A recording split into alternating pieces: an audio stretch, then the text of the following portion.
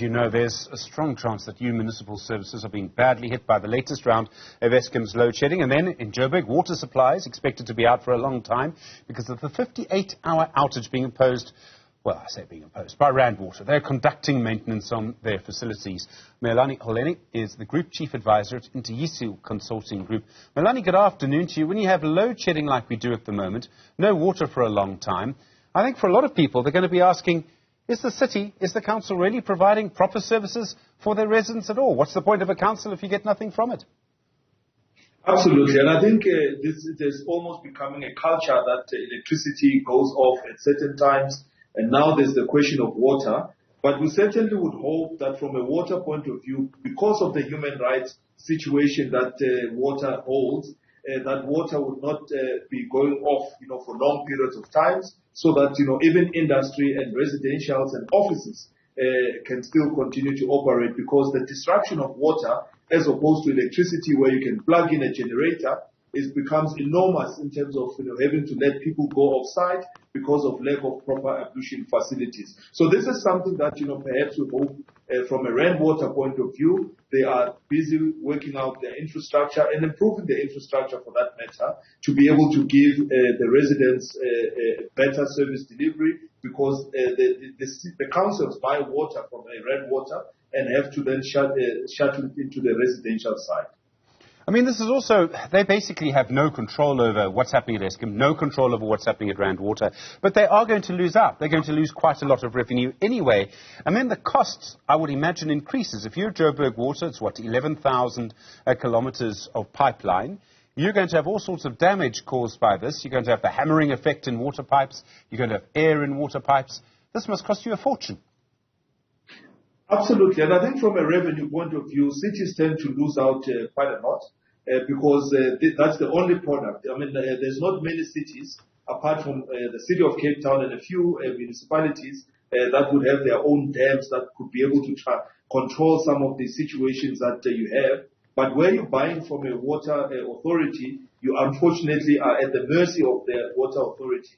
But where the disruption comes in is not only when the water is off, but it's the time to then pump the water back into the pipelines, and it takes time to get the pressure right.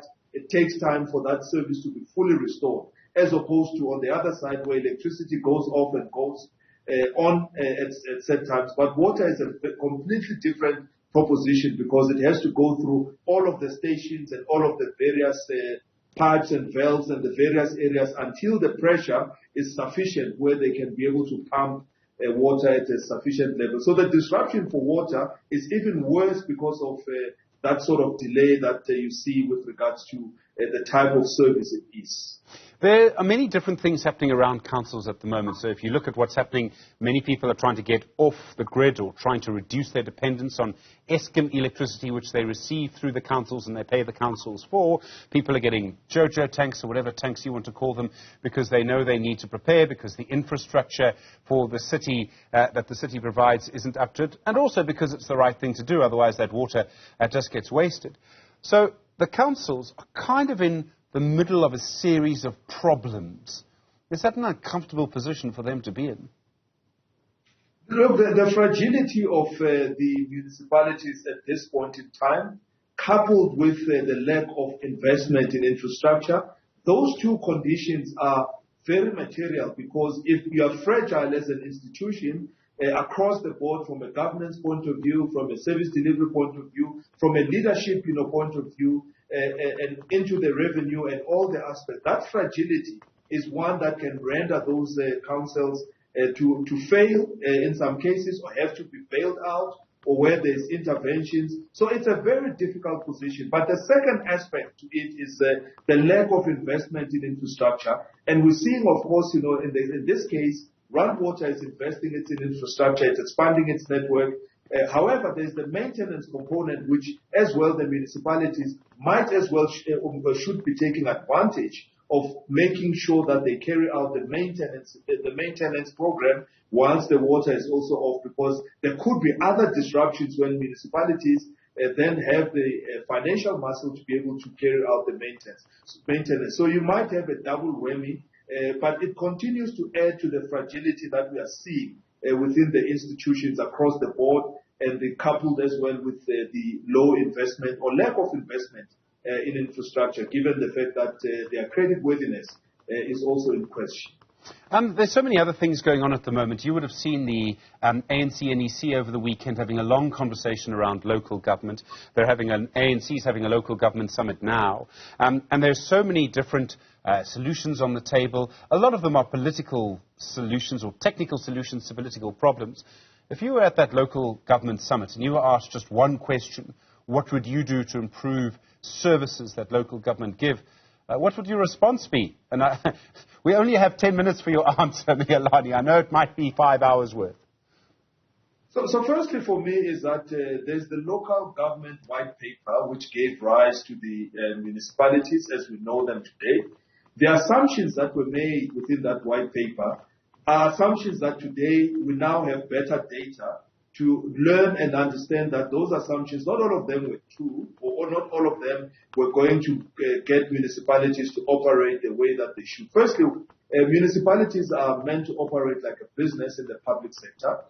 Some of the areas where these municipalities or the geographical areas where these municipalities cover, there is absolutely lack of industry, which is the second issue, where if you are selling products, you need to have some kind of an economic base that can afford the services. So when, for instance, we're seeing the failure of municipalities, and we talk about the 66 municipalities which are failing, you will draw conclusions or at least interpolations that there is no industry to support the survival of some of those municipalities. Then the next issue becomes, how then do you deal with those municipalities that are lacking of industry? Then it means the funding model for municipalities ought to change from that point of view. Then everything else that you want to be doing, from the funding, then the operating model of those municipalities will look very different to the ones that are well-resourced and are in areas where there's industry and there's economic activity that is happening. So you kind of will see three types of municipalities in terms of perhaps archetypes, not in the current nomenclature, but in the way that we see them. You'll see very well-resourced municipalities. You'll see middle-of-the-road municipalities where perhaps there's some kind of activity where they can survive, and it's a hybrid models. And you'll also see the ones that are in the outskirts, which need to be supported and funded very differently from the rest of the municipality. So it is around the assumptions that were made that needs to go back. We need to go back and revise the assumptions, or at least with better data that we have, to change the way that these municipalities are operating. Not all municipalities will survive because they don't have a revenue base, and so it means that even their operating model ought to be different, and even the support from an intergovernmental point of view needs to be very different looking at the cooperative governance model. I don't know if you've been following the situation in eThekwini with the Westville Residents Association. Now, they've said that they are not going to pay their rates. They're going to boycott their rates because they're unhappy with how the council is managing their money. eThekwini has a particular series of problems. Some of those problems are similar in other councils as well. Now, I'm fairly certain that what the residents are going to do is illegal, and I think there's a constitutional court judgment that says actually you can't just not pay your rates. However, their argument is, and I found this interesting, they say that the eThekwini Council is so cash-strapped at the moment that by the time a court comes to rule, by the time anyone comes to switch off their electricity, they say they're prepared to have the electricity switched off. They're not worried about it because they're so used to it anyway. They're not worried about their water being switched off because that's actually quite hard for a council to do. They believe the council will blink first, that they have some power in this situation. How do you assess that? Yeah, I think it's a worrying situation on both sides of the fence. Worrying for the residents that they decided to not pay their rates, which is a constitutional issue, which is legislated, of which it gives the municipality the wherewithal to be able to go after those residents. Secondly, on the side of the municipality, citing, at least, where the residents are citing the fact that they were not consulted properly, and the consultations towards compiling a budget is a legislated process which has all the steps that must be followed. So we certainly would hope that the municipality followed all of those various steps, given that they've done it for many years prior to this kind of protests. But where the issue goes, I think that we need to be talking about is they are citing also unaffordability or non-affordability for the services, which is something major because whereas, in the previous times, the increases were not largely challenged. But in this case, it shows that there ought to be a different way of dealing with tariff increases, as well as dealing with the funding for some of those services that we have in place. So perhaps, the residents here ought to be listened to from a point of view where they're saying, you can't just apply the old models that you've applied, which is a CPI on top of whatever these services are. Perhaps it's time to also review the cost of supplying those services from a municipality point of view. Of course, we know that, some of the budget, processes can either be rigorous or some of them can just be a cost, plus, CPI and margin and so on and so forth. But where we need to go to is to look at the cost reflective tariffs that are going to ensure that the municipality survives, as well as the consumers on the other side survive and are able to afford to pay for those services. But then in between, if you take an area like Westville, you would imagine that it's an affluent area which would be able to afford some of this. So if you then take it to a township like Umlazi or any other township in South Africa, then what more the kind of stance that the Westville Residents Association are taking, could the other areas, take? So it's something which also needs to be arrested very quickly by a conversation. And I think it's not an issue of who blinks first, but it's a conversation that says, how then do we create a rebate system in terms of some of the unaffordable lines of within the tariffs that they can at least rebate to allow the residents to be able to afford what they need to pay for on a monthly basis. So it's a completely different operating structure for tariffs. It's a completely different operating model. And it's also the revision, as we say, of some of those assumptions that were made, because municipalities must survive to deliver services, as well as residents must also survive to be able to pay for those same services. So there's a midpoint intersection that ought to be had, but it's a negotiated one that at least challenges some of the old ways that perhaps municipalities have been doing things and passing down some of the increases to the residents. It seems to me, Miyelani, if you put a series of dynamics together and try and look at the sort of big picture, there's a sense of growing inequality. So you have certain councils, I must say, based on the Auditor General's reports, primarily in the Western Cape, that seem to provide fairly good services, and that those services are probably getting better. They're better able to deal with load shedding. They're securing their own power independent of Eskom. You've got other councils that are failing. They suffer hugely from load shedding. And then within many councils, and particularly metros, you've got inequality that is growing there too, because residents who can are buying their way out of the system through electricity, through water storage, and that means there's less money for these councils to help people who can't pay for services, the indigent policies as they describe them. I don't know if you have a comment on that, but it seems to me the net result of all of this is just a sense of growing inequality in the most unequal country in the world. So some of the things that we also advise municipalities from Ntiyiso Consulting point of view is, where does revenue or finances or funding comes from to support municipalities to be able to pay for salaries, to carry out their operational obligations, as well as their capital obligations in terms of capex?